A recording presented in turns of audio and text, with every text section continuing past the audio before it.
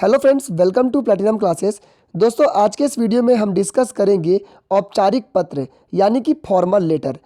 आज मैं आप लोगों को कुछ ऐसी बातें बताऊंगा जिससे आपको पत्र में फुल मार्क्स आएंगे।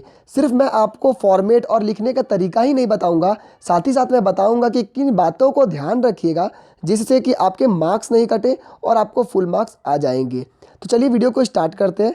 सबसे पहले बात कर लेते हैं कि औपचारिक पत्र लिखते समय हमें किन बातों का ध्यान रखना चाहिए। ठीक है, तो सबसे पहले बात करते हैं, जो औपचारिक पत्र आप लिखिएगा तो वो एक नियमों में बंधे होते हैं। उसका अपना एक फॉर्मेट है, उसका अपना लिखने का तरीका है, आप उससे भटकिएगा नहीं। ठीक है। दूसरी बात है, इस प्रकार के पत्रों में भाषा का प्रयोग ध्यानपूर्वक करना चाहिए।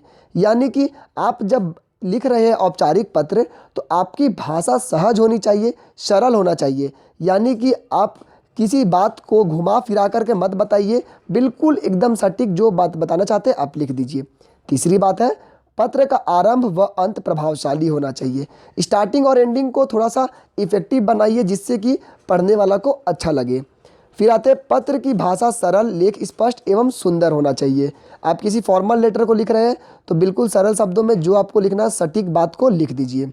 पांचवी बात है, यदि आप कक्षा अथवा परीक्षा भवन से पत्र लिख रहे हैं तो कक्षा अथवा परीक्षा भवन का अपने पते के जगह पर लिख दीजिए। ठीक है, ये बहुत इंपॉर्टेंट चीज़ है। अगर क्वेश्चन में दिया हुआ है एड्रेस तो आप लिखिए, नहीं दिया हुआ है तो आप अपने मन से किसी भी विद्यालय का नाम या फिर क ख ग लिख दीजिए और अपने जगह का नाम जरूर लिख दीजिए। ठीक है।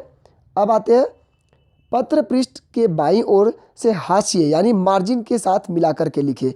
यानी जब आप पत्र लिखिएगा तो एकदम बिल्कुल एक सीधी रेखा में लिखिएगा, टेढ़ा मेढ़ा मत करिएगा जिससे पत्र देखने में सुंदर नहीं दिखेगा। अब आते हैं, पत्र को एक ही पृष्ठ में लिखने के प्रयास करिए। अगर मान के चलिए एक पेज में नहीं कंप्लीट होता है तो दूसरे पेज में लिख करके उस पेज को खाली छोड़ दीजिएगा। ठीक है, स्टार्टिंग जिस पेज में नया पेज में करिएगा और एंड करने के बाद उस पेज को खाली छोड़ दीजिएगा। अब आते हैं, प्रधानाचार्य को पत्र लिखते समय प्रेषक के स्थान पर अपना नाम व कक्षा दिनांक लिखना चाहिए। अगर आप अपने स्कूल के टीचर प्रिंसिपल को लिख रहे हैं तो आप अपना नाम, रोल नंबर, क्लास जरूर लिख दीजिए ताकि उनको समझ में आ सके। अब आते हैं कुछ एग्जाम्पल देख करके, तब आपको और ज़्यादा अच्छे से समझ में आएगा। प्रश्न है, आपका नाम राहुल है, बहन की शादी में जाने के लिए प्रधानाचार्य को अवकाश के लिए प्रार्थना पत्र लिखें। तो लिखेंगे कैसे? सबसे पहले फॉर्मेट में आपको पता है अपना एड्रेस, यानी कि यहाँ पे कुछ नहीं था तो परीक्षा भवन, उसके बाद दिनांक लिखिए, उसके बाद सेवा में लिखने के बाद वहाँ का एड्रेस, टू द प्रिंसिपल जैसे इंग्लिश में लिखते थे उसी तरह से प्रधानाचार्य महोदय वहाँ का एड्रेस। उसके बाद लिखिए विषय, आप किस लिए पत्र लिख रहे हैं। दोस्तों, विषय को आप बिल्कुल ऐसा लिखिएगा जिससे कि आपका क्वेश्चन जो आप दिया गया है या फिर जो आप आंसर लिख रहे हैं उसको बिल्कुल सटीक वे में समझा जा सके कि पत्र लिखने का कारण क्या है। बिल्कुल घुमाइएगा मत, एक लाइन में एकदम सटीक आंसर लिख दीजिएगा। अब बात करते हैं द्वारा। ये द्वारा लिखने की ज़रूरत तो होती नहीं है, अगर आप लिखना चाहें तो लिख सकते हैं। ये जनरली स्कूल के प्रिंसिपल के लिए होता है तो इसको मत ही लिखिएगा तो ज़्यादा अच्छा रहेगा। अब आते हैं महोदय लिखिए। उसके बाद सविनय निवेदन यह है कि मैं आपके विद्यालय में कक्षा 9वीं का छात्र हूँ। मेरी बहन की शादी 8 जून को तय हुई है, इस कारण मैं कक्षा में दिनांक 5 जून 2016 से लेकर के 9 जून 2016 तक कक्षा में अनुपस्थित रहूँगा।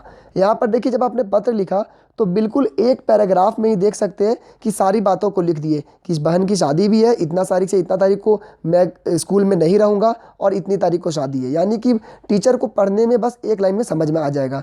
सेकेंड पैराग्राफ में क्या लिखिए आप लोग कि आप चाहते क्या। आप तो बता दिए कि आपका प्रॉब्लम क्या है, लेकिन आपको बताना है आप पत्र लिख क्यों रहे हैं। तो आप लास्ट में लिख दीजिए, अतः आपसे अनुरोध है कि मुझे 5 दिन की अवकाश देने की कृपा करें जिससे मैं विवाहोत्सव में शामिल हो सकूं।